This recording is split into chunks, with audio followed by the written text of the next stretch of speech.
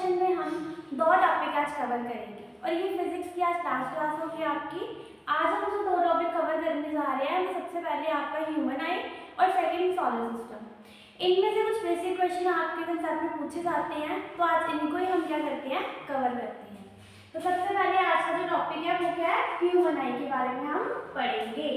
अब ह्यूमन आई क्या होती है, ये तो सबको ही होता है ना। अब इसके फंक्शन क्या है, इसके बारे में हमने पढ़ना है। सबसे पहले ह्यूमन आई होती क्या है, sense organ for vision located in the eye sockets of the skull, it helps us see by detecting light and colour. Human eye का काम क्या होता है, किसी भी चीज को देखना और डिटेक्ट करना कि उसका कलर कैसा है, वो कैसी दिख रही है, ठीक है। तो ह्यूमन आई का काम है किसी भी चीज को देखना। भैया वैसा होता ऐसे है कि ह्यूमन आई किसी चीज को देख के कैसे वो पता लगा लेती है कि ये इस कलर की है या उस कलर की है। तो ये डायग्राम है ह्यूमन आई का। देखो सबसे पहले आपका कॉर्निया, ये क्या होता है, कॉर्निया। कॉर्निया का काम क्या है कि लाइट यहाँ पे अंदर गई और क्या हो गई, बेंड हो गई। रिफ्रैक्शन आपने पढ़ी है ना, रिफ्रैक्शन में क्या होता है कि आपकी लाइट जो है वो क्या करती है, बेंड कर जाती है। जब एक मीडियम से दूसरे मीडियम तक आपकी लाइट जाएगी तो वो बेंड कर देगी, ठीक है। तो कॉर्निया का काम यही है कि इसमें से लाइट अंदर गई, बेंड हुई, बेंड होने के बाद वो कहाँ पे गई, एक्वस ह्यूमर के पास में, ठीक है। फिर आगे आपको ये दिख रहा है, ये क्या आपका क्रिस्टलाइन लेंस। कौन सा लेंस है, क्रिस्टलाइन लेंस। उसी के साथ आपको क्या, ये आइरिस है, फिर प्यूपिल है, ठीक है, रेटिना है। रेटिना पे क्या क्या बनता है, रेटिना पे इमेज फॉर्मेशन होती है। इसके पार्ट्स पढ़ेंगे आगे डिटेल में, बस ऊपर ऊपर से आप देख लो। इमेज फॉर्मेशन, रेटिना पे आपकी क्या बनती है, इमेज बनती है।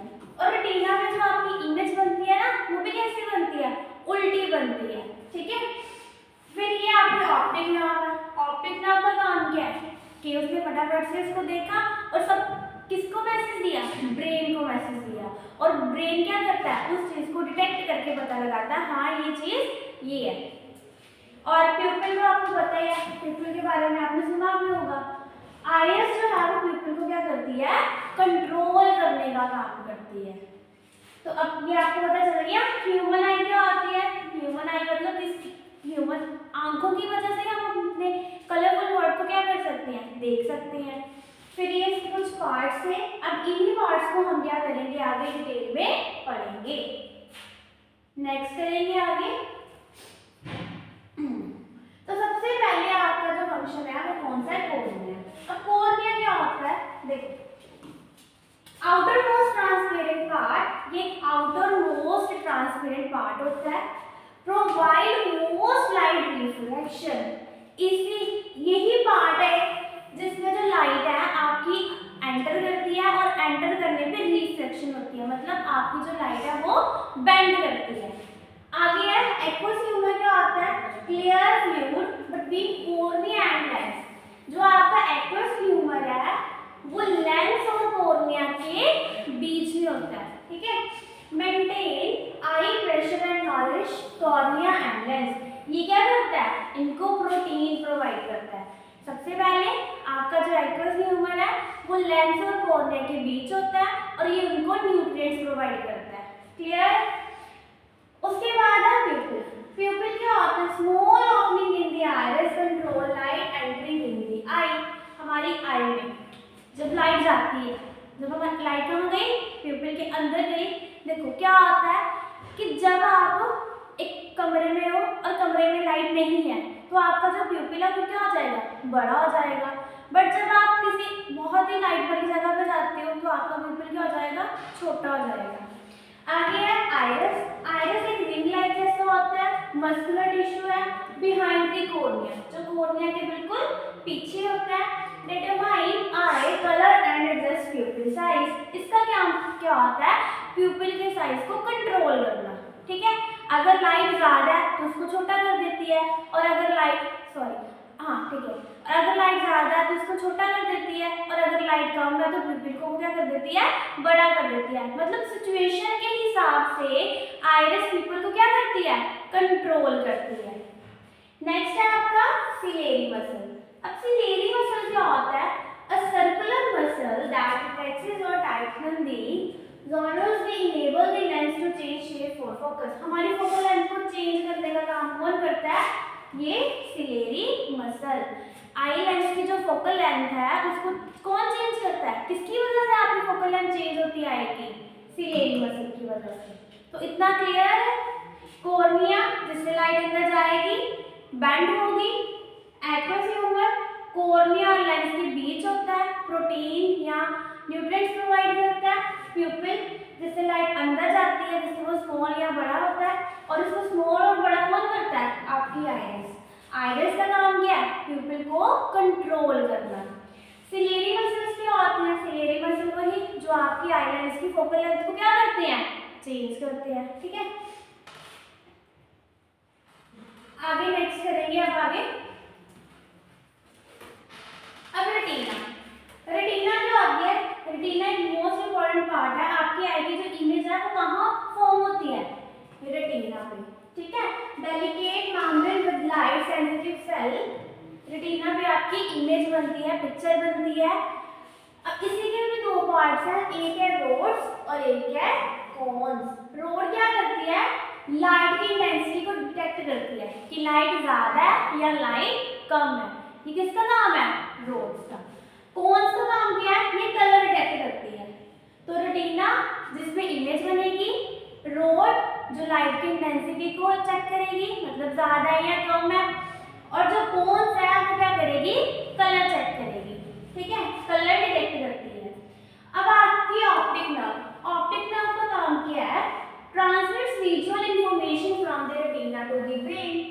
जब आपकी रेटिना पे इमेज फॉर्मेशन होती है या रेटिना पे इमेज बनती है तो ऑप्टिक नर्व क्या करता है? फटाफट से आपकी ब्रेन को एक मैसेज देता है। ठीक है, ब्रेन को मैसेज देता है और ब्रेन क्या करता है? फिर उसको अंडरस्टैंड करता है कि ये पिक्चर ये है या ये पिक्चर ये है। क्या एग्जाम्पल के तौर पे देखो, एक टेबल पे बुक पड़ी है, हमारी आई ने देखा कि टेबल पे बुक पड़ी है, उस पर लाइट पड़ी, लाइट पड़ के रिफ्लेक्ट होकर हमारे अंदर गई और अंदर जाने पे रेटिना पे उसकी इमेज बन गई। अब ऑप्टिक नर्व ने ये मैसेज किसको दिया? ब्रेन को दिया। तो हमारे ब्रेन को क्या पता चला कि टेबल पे क्या पड़ी है? बुक पड़ी है। तो ऐसे ही हमारे ऑप्टिक नर्व का काम क्या होता है कि जो इमेज फॉर्मेशन रेटिना पे हो रही है वो उसका मैसेज किसको देता है? ब्रेन को। और जिससे ब्रेन क्या करता है? डिटेक्ट करता है कि ये चीज वो है या ये चीज वो है। क्लियर? नेक्स्ट करेंगे विट्रस ह्यूमर। अब विट्रस ह्यूमर क्या होता है? Provide nutrients and maintain I shape. I shape को मेंटेन करके रखना और उसको न्यूट्रिएंट्स प्रोवाइड करना। ये किसका काम है? विट्रस ह्यूमर का। विट्रस ह्यूमर का काम क्या है? आई शेप को कंट्रोल करके रखना, मेंटेन करके रखना और उसे न्यूट्रिएंट्स प्रोवाइड करना। स्क्लेरा क्या होता है? भाई tough white outer covering of the I provide protection. हमारे आई का जो बाहर वाला हिस्सा है वो कैसा होता है? टफ होता है, वाइट आउट कवरिंग होता है ताकि जिससे हमारी जो आई है वो प्रोटेक्शन में रहे। उसको आई को क्या करता है? प्रोटेक्शन प्रोवाइड करता है। क्लियर है? रेटिना पता चल गया, यहाँ पे इमेज फॉर्मेशन होती है। रोड जो है वो लाइट की इंटेंसिटी को चेक करेंगे कि लाइट की इंटेंसिटी ज्यादा है या फिर कम है। कौन सा काम क्या होता है? कलर डिटेक्ट करना। ऑप्टिक नर्व का काम क्या है भाई? ऑप्टिक नर्व का काम क्या है कि जो रेटिना पे इमेज बनती है वो इंफॉर्मेशन ब्रेन को देना, फिर ब्रेन को पता चलना कि ये चीज ये है। विट्रस ह्यूमर क्या होता है? तुम्हारी आई की शेप को मेंटेन करके रखता है और उसको क्या करता है? न्यूट्रिएंट्स प्रोवाइड करता है। स्केलर क्या होता है कि तुम्हारी आई का जो बाहर वाला हिस्सा होता है वो क्या होता है? टफ होता है। उसकी मतलब कि आउटर कवरिंग जो होती है आई की वो क्या करती है? तुम्हारी आई की प्रोटेक्शन करती है, प्रोटेक्शन प्रोवाइड करती है। नेक्स्ट करेंगे आगे। अब है पावर ऑफ एकोमोडेशन। अब पावर ऑफ एकोमोडेशन का मतलब क्या है? देखो, पावर ऑफ एकोमोडेशन क्या होती है? The ability of the human I to focus an object at different distance by changing the focal length of the eye controlled by ciliary muscles. तुम्हारी जो आई है उसका जो आई लेंस है, ठीक है, आई का जो आई लेंस का जो फोकल लेंथ है ना वो चेंज होती है। किसकी वजह से चेंज होती है? सिलेरी मसल्स की वजह से। उसी को ही हम क्या बोलते हैं, पावर ऑफ अकोमोडेशन।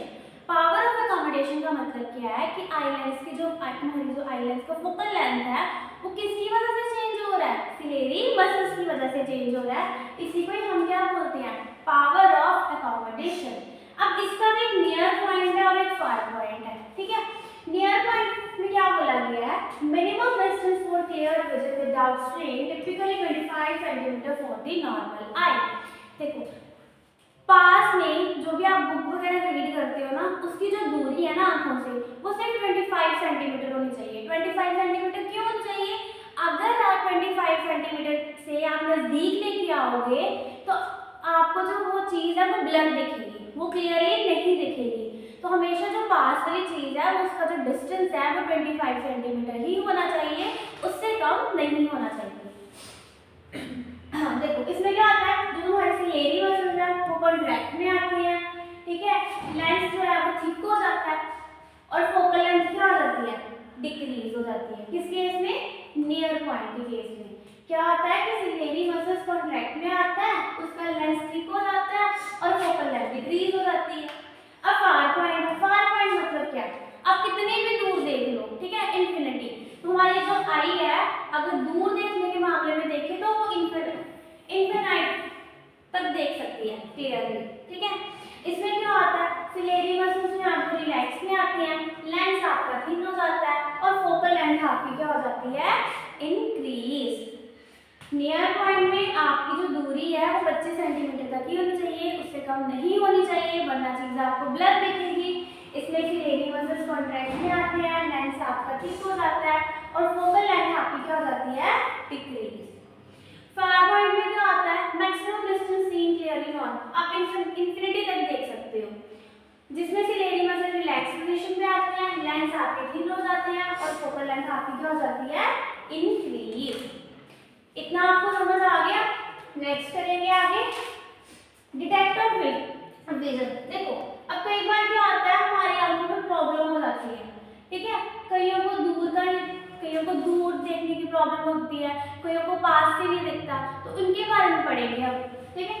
तो सबसे पहले मायोपिया। मायोपिया क्या होती है, नियर साइटनेस। मायोपिया में हमें दूर की चीज क्लियर नहीं दिखती, बट पास की चीज आपको बिल्कुल क्या दिखती है, क्लियर दिखती है। Can see nearby object clearly but not distance one. पास की चीज को आपको अच्छे से दिखेगी, उसमें कोई प्रॉब्लम नहीं है, बट दूर की चीज आपको क्लियरली नहीं दिखेगी, आपको दूर की चीज देखने में क्या आ रही है, प्रॉब्लम आ रही है। तो इसको हम क्या बोलते हैं, मायोपिया, जिसको नियर साइटनेस भी कहा जाता है। इसमें क्या होता है कि excessive curvature of the eye lens, तो आपकी आई लेंस है, आई बॉल क्या होती है, इलॉन्गेशन हो जाती है। अब इसको करेक्ट कैसे करते हैं, अगर हम इसमें कनकेव लेंस लगा दें तो हमारी ये जो प्रॉब्लम है वो क्या हो सकती है, सॉल्व हो सकती है, ठीक है। इसमें जो इमेज बनती है वो रेटिना से पहले बन जाती है। डायग्राम देखो, ये मायोपिया है, इसमें जो आपकी इमेज बन रही है वो रेटिना से पहले बन रही है, ठीक है। जब इसमें हमने कनकेव लेंस लगा दिया तो ये बीमारी क्या हो गई आपकी, प्लेग। तो मायोपिया को ठीक करने के लिए कौन सा लेंस लगाया जाता है, कनकेव लेंस। दूर की प्रॉब्लम को सॉर्ट आउट करने के लिए आपको क्या प्रोवाइड किया जाता है, कनकेव लेंस। अब नेक्स्ट करेंगे, नेक्स्ट है आपका हाइपरमेट्रोपिया। हाइपरमेट्रोपिया इसका जस्ट ऑपोजिट, उसमें आपको दूर का नहीं दिख रहा था, अब इसमें आपको दूर का तो अच्छे से दिखेगा बट पास का अच्छे से नहीं दिखेगा, तो इसको हम क्या बोलते हैं, हाइपरमेट्रोपिया या far sightedness. See can distance object clearly but not nearby. पास का अच्छे से नहीं दिखेगा, दूर का आपको क्या दिखेगा, क्लियर दिखेगा। इसमें जो आई बॉल है वो क्या हो जाती है, छोटी हो जाती है, ठीक है। अब इसको करेक्ट करने के लिए हम कनकेव लेंस का यूज करते हैं। उस पे इमेज रेटिना से पहले बन रही थी, इसमें जो इमेज फॉर्मेशन होगी वो रेटिना के बाद में होगी, ठीक है। Image form behind the retina, ये देख सकते हो, ये हाइपरमेट्रोपिया है, इमेज रेटिना से बिहाइंड पीछे बन रही है, ये हमने क्या लगा दिया, इससे कन्वेक्स लेंस। तो हाइपरमेट्रोपिया जिसमें दूर का आपको अच्छे से दिखेगा, पास का अच्छे से नहीं दिखेगा। इसमें आई बॉल आपकी छोटी हो जाती है, इसको करेक्ट करने के लिए हम कनकेव लेंस लगाते हैं और इसमें इमेज कहाँ पे बनती है, आपकी जो इमेज है वो रेटिना के बिहाइंड मतलब पीछे बनती है। इतना क्लियर है। अब नेक्स्ट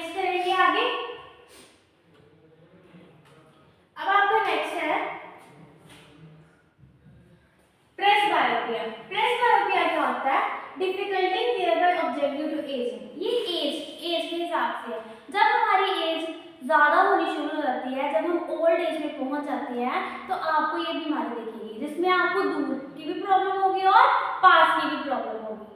ठीक है, इसके कॉज क्या है, वीकनेस इसमें क्या होता है कि आपके जो सिलेरी मसल्स है वो क्या हो जाते हैं, वीक हो जाते हैं। Reduce flexibility of the eye lens, इसका करेक्शन क्या है, बायोफोकल लेंस, मतलब concave distance, convex for near, concave दूर के लिए और कन्वेक्स पास के लिए।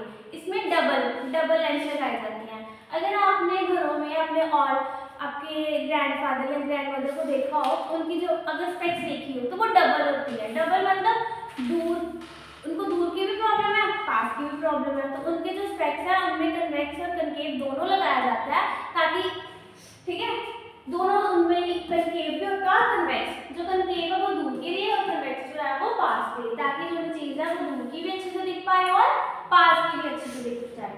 इसमें इमेज फॉर्मेशन, ठीक है, उसके बाद ये दो लेंस आपके लगाए जाते हैं और ये आपका डायग्राम।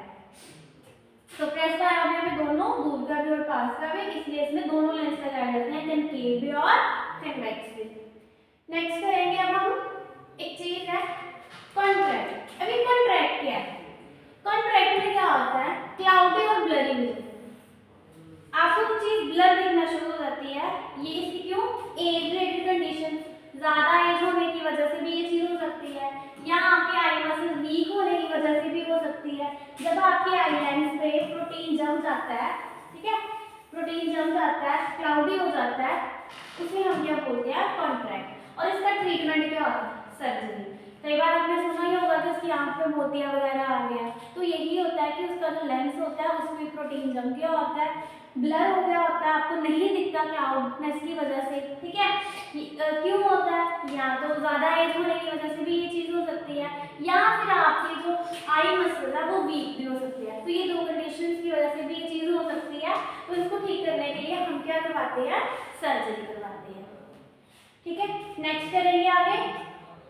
अब हमारा नेक्स्ट ये चैप्टर इतना ही था आई लेंस का, होप करती हूँ आपको इतना समझ आया होगा। अब हम नेक्स्ट चैप्टर की ओर जाएंगे, दी सोलर सिस्टम।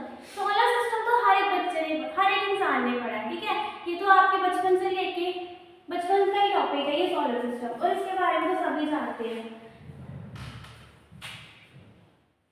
तो बस इसको थोड़ा सा आज गो थ्रू हो जाएंगे। इसके बाद सबसे पहले है the 8 planet in the order of distance from the sun. आपको पता है कि आपके एटमॉस्फेयर में या आपके 8 प्लैनेट्स पाए जाते हैं। कौन कौन से, Mercury, Venus, Earth, Mars, Jupiter, Saturn, Uranus and Neptune.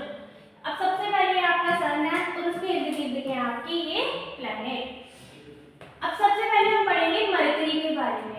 It is the nearest planet to the sun, ये सन के बहुत ही नियरेस्ट होता है। पेपर में इसके थ्रू आपको क्वेश्चन पूछा जाता है कि क्या कहते हैं, सन के सबसे नियरेस्ट कौन सा प्लैनेट है, तो कौन सा है, मरकरी।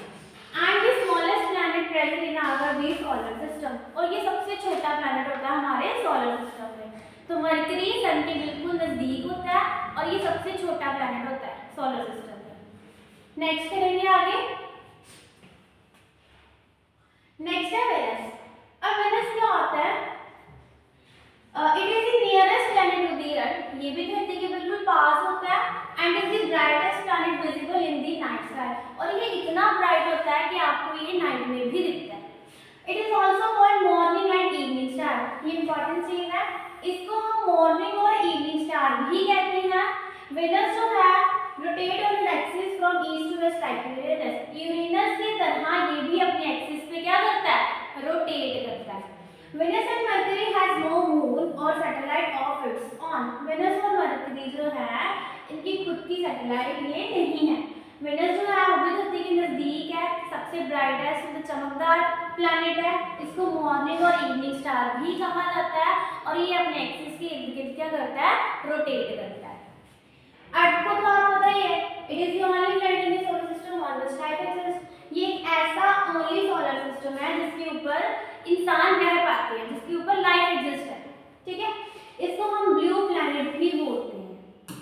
आगे है मार्स और मंगल। मार्स और मंगल क्या है, इट लुक्स समवट रेडिश, ये कैसा दिखता है, रेडिश कलर का दिखता है, so it is called known as the red planet, जिसके जिसकी वजह से इसको रेड प्लैनेट भी कहा जाता है। मार्स है वो रेडिश कलर की दिखता है, रेडिश कलर दिखने की वजह से इसको रेड प्लैनेट भी बोला जाता है। मार्स जो है इसके Mars has 2 small natural satellite, इसकी 2 छोटे-छोटे नेचुरल क्या है सैटेलाइट्स भी है। यूपिटर, अब जो यूपिटर है it is the largest planet of the solar system, ये सोलर सिस्टम का बहुत बड़ा ग्रह है। It rotate very rapidly on its axis, ये फटाफट अपने एक्सिस पे क्या करता है रोटेट करता है। ठीक है, नेक्स्ट करेंगे आगे। अब ये सेक्शन क्या होता है, it is yellowish colour planet, ये येलोइश कलर का होता है, contain large number of satellite, इसके पास बहुत सारी सैटेलाइट्स होती हैं। They are beautiful ring around this planet, ये एक ऐसा प्लैनेट है कि इसके पास एक ब्यूटीफुल रिंग होती है इसकी इर्द गिर्द, which are not observe in any other planet, जो आपको किसी और प्लैनेट में नहीं दिखेगी। ठीक है, तो सेक्शन जो है वो येलोइश कलर का होता है, बहुत सारी इसके पास सैटेलाइट्स होती हैं, इसमें क्या होती है ब्यूटीफुल एक रिंग होती है जो आपको इसी में ही दिखेगी, बाकी प्लैनेट्स पे नहीं दिखेगी। It is the least dense among all the planet, बाकी प्लैनेट्स के मुताबिक ये लीस्ट डेंस होता है। ठीक है, और जो इसकी डेंसिटी है वो वाटर से कम होती है। ठीक है, यूरेनस क्या होता है, it has the predominance of the methane gas due to which look green when view, ये आपको ग्रीन कलर का दिखता है यूरेनस। ठीक है, नेक्स्ट करेंगे आगे। एस्टेरॉइड्स आपने सुना भी होगा। एस्टेरॉइड्स क्या होते हैं कि हमारे सोलर सिस्टम में पत्थर होते हैं, कुछ ऐसे पत्थर जो सूरज के इर्द गिर्द घूमते हैं, उसे हम क्या बोलते हैं एस्टेरॉइड्स। कई बार आपने देखा भी होगा। ठीक है, this small rock like substance that orbiting around the sun, छोटे-छोटे टुकड़े रॉक जो सन के इर्द-गिर्द ऑर्बिट घूमते हैं, आर कॉल्ड एस्टेरॉइड्स, इसे हम क्या बोलते हैं एस्टेरॉइड्स। एस्टेरॉइड्स क्या होते हैं, छोटे-छोटे रॉक, छोटे-छोटे पत्थर या चट्टान कह लो, जो सूर्य के इर्द-गिर्द रोटेट करते हैं, घूमते हैं, उसे हम क्या बोलते हैं asteroids. It is found in large gap between the orbit of Mars and Jupiter, ये मार्स और यूपिटर के बीच में आपको दिखेंगे। They are visible only through large telescope, ये आपको ऐसे ही दिखेंगे बट ये टेलीस्कोप के थ्रू आपको दिख जाएंगे। अगर आप टेलीस्कोप से इसको देखोगे तो ये कहाँ दिखेंगे, मार्स और जुपिटर के बीच में एस्टेरॉइड्स आपको दिखेंगे। ठीक है, तो आज का सेशन इतना ही था। अब हम नेक्स्ट मिलेंगे आपको आगे। आई होप इतना आपको समझ आया होगा। अगर इतना आपको समझ आया होगा तो प्लीज़ इस वीडियो को लाइक शेयर कमेंट ज़रूर करना। Thank you.